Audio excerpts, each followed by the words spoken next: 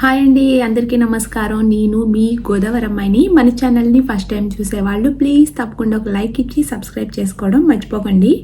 ఈరోజు మన వీడియోలో మామూలుగా కువైట్లోనూ జాబ్స్ వెతుక్కోవాలి అంటే ఇక్కడ రూల్స్ ఎలా ఉంటాయి, ఇంకా మంచి జాబ్స్కి అయితే ఎలా అప్లై చేసుకోవాలి, లేదంటే చిన్న చిన్న జాబ్స్కి ఎలా అప్లై చేసుకోవాలి, అసలు శాలరీలు ఎంత ఉంటాయి అనే మొత్తం ఫుల్ ఇన్ఫర్మేషన్ అయితే ఈ వీడియోలో దొరుకుతుంది. స్కిప్ చేయకుండా వీడియోని కంటిన్యూ చేసేయండి. పెద్ద పెద్ద ఆఫీసెస్లో చేసే మేనేజర్స్ లేదంటే హెచ్ఆర్ అలా పెద్ద పెద్ద జాబుల కోసం కాకుండా చిన్న వాటి కోసం చెప్తాను. అంటే చిన్న చిన్నవి సేల్స్, ప్రమోటరు, హోస్టెస్, క్యాషియరు ఇలా ఉంటాయి కదా. వీటి కోసం అయితే కనుక ప్రతి ఒక్కరు ఆల్రెడీ CV రెడీ చేసుకుని ఉంచుకుంటారు కదా. మన క్వాలిఫికేషను, ఎక్స్పీరియన్సు, ఇంకా మన గురించి అంతా ఏముంది అనేది అంతా CVలో పెడతాం కదా. వీటినైతే CVని రెడీ చేసుకొని ఉంచుకోవాలి. మెయిన్ ఇక్కడ ఏంటి అంటే ఇండియన్స్ ఇన్ కువైట్ అనే ఆన్లైన్ సైట్ ఉంటుంది, లేదంటే byte.com అని, ఇండీడ్, లింక్డ్ఇన్ అలా కొన్ని సైట్లు అన్నీ కూడా ఉంటాయి. మనం అందులోనూ మన CV పెట్టవచ్చు. లేదు అంటే డైలీ కువైట్ జాబ్స్ అని, లేదంటే ఇండియన్స్ ఇన్ కువైట్ ఇందులో కూడా జాబ్స్ అనేవి చూసుకోవచ్చు. మనకి రిలేటెడ్గా ఏమైనా జాబ్స్ మనకి దొరికినాయి అంటే కనుక మనం అందులో నెంబర్ కానీ లేదంటే మెయిల్ ID కానీ ఇస్తారు. దానికైతే మన CV ఫార్వర్డ్ చేయాలి. అందులో మన CV కనుక షార్ట్ లిస్ట్ అయ్యింది అంటే కనుక వాళ్ళ నుంచి మనకి కాల్ వస్తుంది. ఇప్పుడు ఇక్కడ వరకు బాగానే ఉంది, మీకు జాబ్కి ఇంటర్వ్యూకి రమ్మని అయితే మీకు కాల్ వచ్చింది. ఒకవేళ వెళ్ళినప్పుడు ఇది ఎలాగా అంటే మెయిన్ మనం వెళ్ళేటప్పుడు ఎప్పుడు కూడా CV మనం ఆల్రెడీ ఫార్వర్డ్ చేసినా కూడా మనం CV ఎప్పుడు కూడా క్యారీ చేసుకుని వెళ్ళాలి. ఎందుకంటే CV లేకుండా వెళ్తే కొంతమంది CV తీసుకురాలేదు అనేసి అని కూడా అడుగుతారు. అందుకే సర్టిఫికెట్స్ అన్నీ కూడా ఫోల్డర్లో నీట్గా పెట్టుకోవాలి. మీ డాక్యుమెంట్స్, సర్టిఫికెట్స్, మీరు ఏమైనా అచీవ్ చేసుంటే కనుక దానికి సంబంధించిన సర్టిఫికెట్స్ అన్నీ కూడా పెట్టుకోవాలి. మీ ప్రాజెక్ట్స్ ఏమైనా ఉంటే అవి, మీ దగ్గర ఏముంటే మీకు సంబంధించినవి అన్నీ ఫోల్డర్లో పెట్టుకోండి. అలానే మీ డ్రెస్సింగ్ స్టైల్ అనేది కూడా మంచిగా ఉండాలి. ఎప్పుడు కూడా ఇంటర్వ్యూకి వెళ్ళేటప్పుడు ఫార్మల్ వేర్నే ప్రిఫర్ చేయాలి. మనం పిచ్చిగా ఫ్లవర్స్ అవి డిజైన్ ఉండే డ్రెస్సులు కాకోకుండా మంచిగా ఫార్మల్ లుక్ ఉండే డ్రెస్సులు వేసుకోవాలి. ఇంటర్వ్యూలో అయితే ఖచ్చితంగా ప్రతి ఒక్కరూ మీరు కూర్చొనే విధానం కాడి నుంచి మీరు అక్కడ అసలు ఎలా బిహేవ్ చేస్తున్నారో అనేది కూడా చూస్తారు. కొన్ని ఇంటర్వ్యూల్లో అయితే అన్నీ పట్టించుకోరు, కానీ కొన్ని ఇంటర్వ్యూల్లో అయితే డెఫినెట్గా అన్నీ చూస్తారు. అందుకే ఏ ఇంటర్వ్యూ ఎలా ఉంటుంది అనేది మనకు అసలు తెలియదు. మనం మాత్రం వాళ్ళు ఎలా ఉన్నా కూడా మన స్టైల్ మాత్రం ఒకేలా ఉండేలాగైతే ఉండాలి. ఏ దేశంలో అయినా కూడా చాలామంది ఫస్ట్గా అడిగే క్వశ్చను మీకోసం మీరు చెప్పండి, tell me about your self అని అయితే అడుగుతారు. మీరైతే ఎప్పుడు కూడా మీ సెల్ఫ్ అంటే మీకోసం మీరు ఇంట్రడక్షన్ ఇవ్వాలి ఖచ్చితంగా. అది మాత్రం బాగా అంటే బాగా ప్రాక్టీస్ అవ్వాలి. వాళ్ళు అడగగానే టక్ మని ఒక 10 లైన్స్లో మన గురించి మనం బాగా చెప్పాలి. మన సెల్ఫ్ని బట్టే వాళ్ళు ఎలా చెప్తున్నాము, మన టాకింగ్ పవర్ ఎలా ఉంది, ఇంకెలా కమ్యూనికేట్ చేయగలుగుతున్నాము, ఎలా ఆగిపోతున్నామా, బాగా చెప్తున్నామా, వాళ్ళ ఐ కాంటాక్ట్ అన్నీ చూస్తారు. మన లిప్ రీడింగు అన్నీ చూస్తారు. అందుకే ఎప్పుడు కూడా జాబ్కి సంబంధించిన వర్క్ కంటే కూడా మీరు మై సెల్ఫ్ అంటే మీ గురించి మీరు చెప్పుకునే విధానం చాలా బాగా చెప్పాలి. ఇందులో మీరు ఆల్మోస్ట్ 70-80% సెలెక్ట్ అయిపోయినట్టే. మెయిన్గా గల్ఫ్ కంట్రీస్లో ఏంటి అంటే ఇంటర్వ్యూలో వీసా టైప్ అనేది చూస్తారు. బయట దేశాలన్నింటిలో వీసా అనేది మ్యాండేటరీ కాబట్టి వీసా ముందు వాళ్ళు ట్రాన్స్ఫర్ చేసుకుంటారు. మన ఏ జాబ్లో జాయిన్ అయినా కూడా వాళ్ళు వీసా అనేది ట్రాన్స్ఫర్ చేసుకుంటారు. కొంతమంది అయితే స్టార్టింగ్లో చేసుకుంటారు మన జాయినింగ్కి ముందే, కొంతమంది అయితే 3 months తర్వాత మన వర్క్ ఎలా ఉంది, ఎలా చేస్తున్నాము అనే దాన్ని బట్టి వీసా అనేది చేంజ్ చేసుకుంటారు. వాళ్ళకైతే కనుక కావాల్సిన వీసాలు 18 షూర్ను లేదంటే ఫ్యామిలీ వీసా అయితే ఈజీగా ట్రాన్స్ఫర్ చేసుకుంటారు. మిగిలిన చిన్న వీసాలు, స్మాల్ ప్రాజెక్ట్ వీసా, లేదంటే ముబారక్ అల్ కబీర్ వీసా, ఖాదిమ్ వీసా ఇలాంటివి తీసుకోరు. అందుకే ఎప్పుడు కూడా ఇంటర్వ్యూలో మనల్ని అంతా అయిపోయిన తర్వాత మీ వీసా టైప్ ఏంటి అనేసి అడుగుతారు.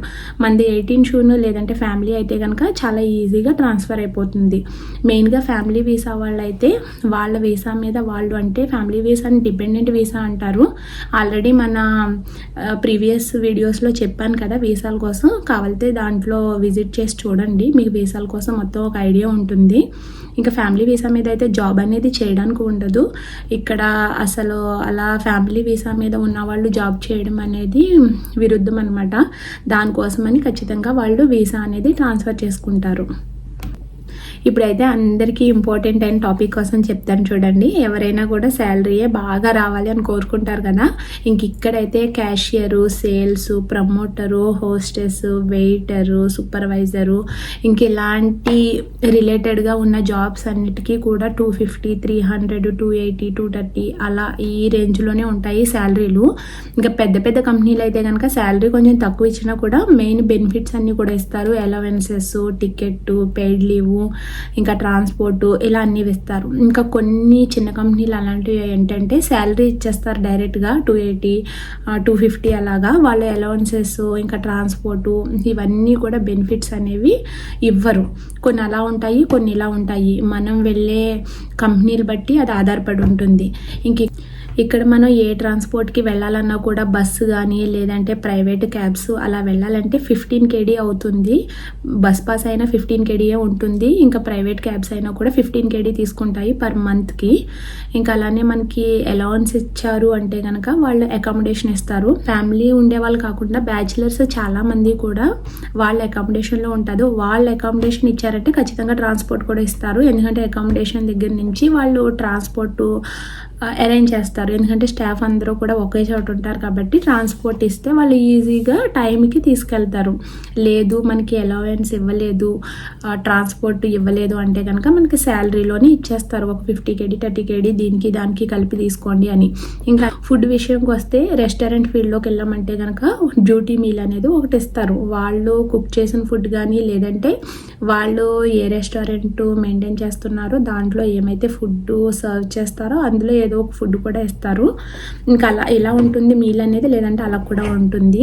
ఇంకొచ్చేసి పెయిడ్ లీవ్ అంటే 1 yearకి 1 month పెయిడ్ లీవ్ ఇస్తారు. మనం ఇంటికి వెళ్ళామంటే ఆ 1 month శాలరీ కూడా ఇచ్చేస్తారు.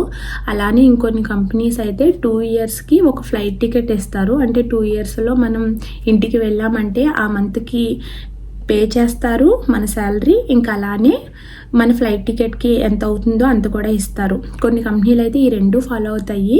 ఇక్కడ కువైట్ లేబర్లా ఎలా ఉంటుంది అంటే అది కంపెనీలు బట్టి చేంజ్ అవుతూ ఉంటుంది. నార్మల్గా కువైట్ లేబర్లా ప్రకారం అయితే ఇక్కడ గవర్నమెంట్ ప్రైవేట్ ఆఫీసులో చేసే వాళ్ళకి ఫ్రైడే, సాటర్డే ఆఫ్, ఇంకా పబ్లిక్ హాలిడేస్, పెయిడ్ లీవ్, ఇంకా టికెట్ కూడా ఉంటుంది.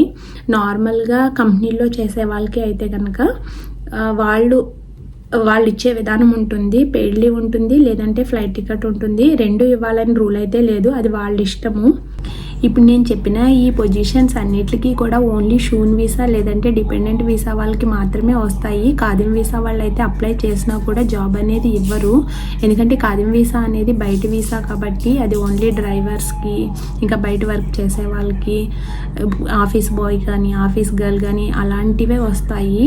ఇప్పుడు నేను చెప్పిన ఆఫీసుల్లో అయితే కనుక ఖాదీం వీసా వాళ్ళని తీసుకోరు. మళ్ళీ ఖాదీం వీసా ఉన్న వాళ్ళు ఇలాంటి జాబ్స్కి అప్లై చేసి నాకు జాబ్ రాలేదు అని అయితే అనకండి. మరి ఇంకా కువైట్కి కొత్తగా వచ్చే వాళ్ళకి, జాబ్స్ ఇక్కడ ఉండి వెతుక్కునే వాళ్ళకి, కొంతమందికి జాబ్లు ఏ ఇంటర్వ్యూకి వెళ్ళినా త్వరగా రావు. అలాంటి వాళ్ళు ఏమైనా తప్పులు ఉంటే కనుక ఇప్పుడు నేను చెప్పిన విధంగా అయితే మీ తప్పులను సరి చేసుకోండి.